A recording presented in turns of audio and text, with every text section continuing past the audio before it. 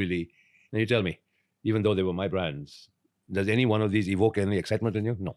But if I say to you Kingfisher, I mean, you take notice, right? So that's the platform I built on. All right. Similarly, as I said, I mean, you take the case of McDowell number one, right? It was targeted at a slightly higher demographic, but it went along with more sophisticated merchandising and stuff like that, which augured well for the brand. And today, as the Indian economy has grown, as consumer spending power has gone up, it's the world's biggest brand, selling about 32 million cases per year. What was the biggest challenge in building of Kingfisher beer and McDowell's? I think, or everything was just painted red and it worked out for you? No, there's nothing red about McDowell. It was all black and gold. The only one around that's red is Kingfisher. No, I think more than challenges, I look at opportunities. I mean, 2005, I bought Showerless, my biggest competitor. I mean, that propelled the spirits business, I mean, to number one position by far. Brought on board banks like Royal Challenge and all the rest of it. So, I mean, those were pretty bold business decisions, which once again, self-confidence. I had to pay $300 million for the company, big amount of money. But made it work. That's how United Spirits was created. Today, with a market cap of almost 1 lakh crores. So, I mean, if you have the confidence to do it, you go do it. You said you bought Bojo paints at the same time. Talk about that. Why paints all of a sudden? You were making money with alcohol. You were minting profits out of alcohol. You were convinced that brands like Kingfisher and then at one point other brands as well would work out really well, which it did. Why buying a paint business? Like, this is so the paint bizarre. British Paints in India, okay, which is now called Berger Paints, was part of the Hex Group. My father was chairman of British Paints India. Okay. When he passed away, I became chairman of British Paints India. During my tenure as chairman of British Paints India, I learned something about the paint business. Right now. What did you learn about paint business? Go back in time, what I told you. When I was sent to America, then to England, I worked as a foreman in the Berger Paints Jensen Nicholson paint factory here in this country.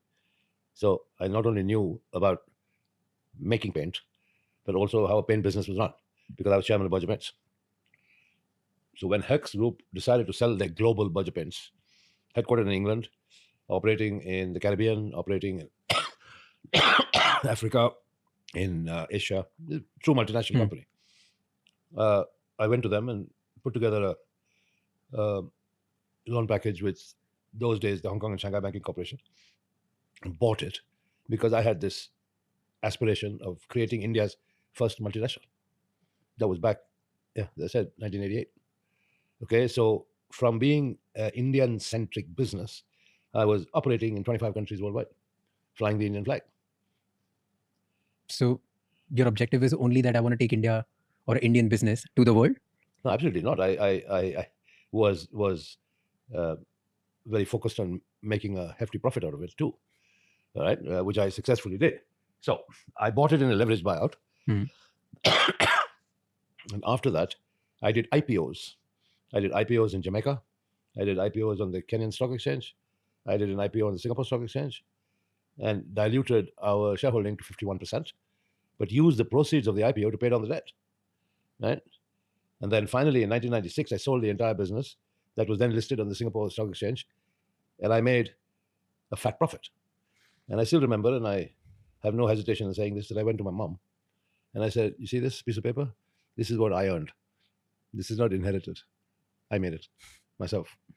So when I spend it, don't complain.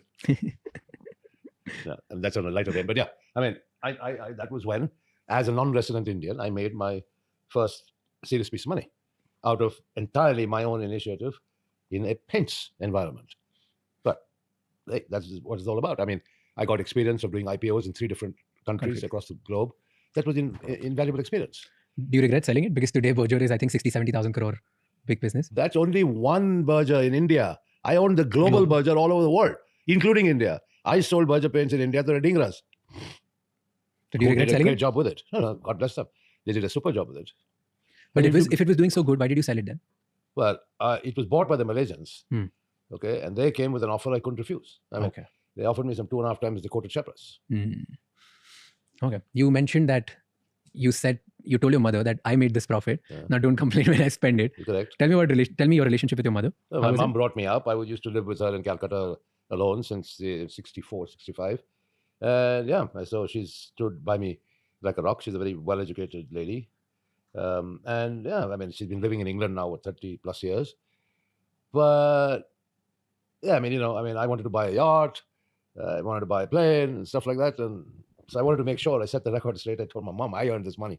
So if I spend it buying a yacht and spend it buying a plane, don't complain. Did she complain? No. Never. But She why did you enjoyed say the that plane, she then? enjoyed the yacht. What? Okay, why did you say this to her then? Was Well- she like frugal? She would ask you not to spend. No, it isn't that. I mean, it's natural for a parent. If you see something that's quite extraordinary, quite expensive, lavish, call it what you may, it's normal parental reaction to ask the child, why are you spending money or whatever. So, I mean, I'm just telling you, I made a joke out of it, but I was very proud that that was money I earned. It wasn't money I inherited. Tell me one lesson you learned from your mom. Oh, I've learned many lessons from my mom. Don't waste time in life arguing. It's not worth it. Use your time productively. Think positively. Don't keep arguing with people unless it's a matter that's going to get you somewhere. And which argument gets you anywhere? And what did you learn from your father? Give me one lesson. Something that you can't forget. Hard work and an ability to read a balance sheet, company balance sheet. He was really good at it, right? That's what He it's written was about him. superlative at it. Do you miss your I don't father? think I'd be as good, but I think whatever I learned from him was good enough for me to produce some excellent, robust balance sheets in all the companies I ran. Do you miss him? Well, who doesn't miss a dad? But it's now what, 1983 to 2025 is a long time. What do you miss about him? You can't keep missing somebody for 40 years. Life is too short for that. But do you think he would have been proud of you today? Well, I would hope so. Certainly not proud of me being called chore or But then pagoda.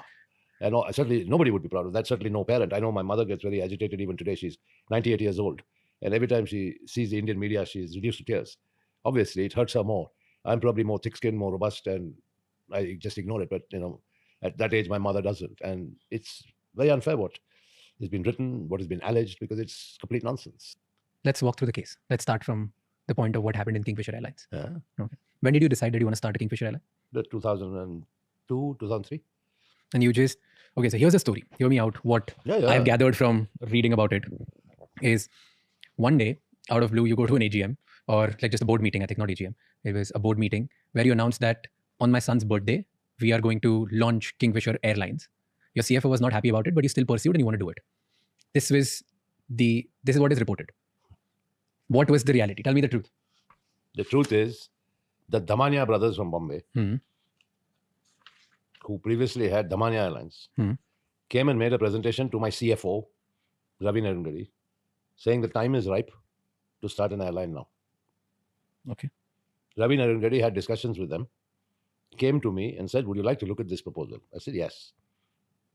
We looked at it, and finally we decided, yes, it is opportune. So let's go for it. Okay. That's how the idea of an airline was born.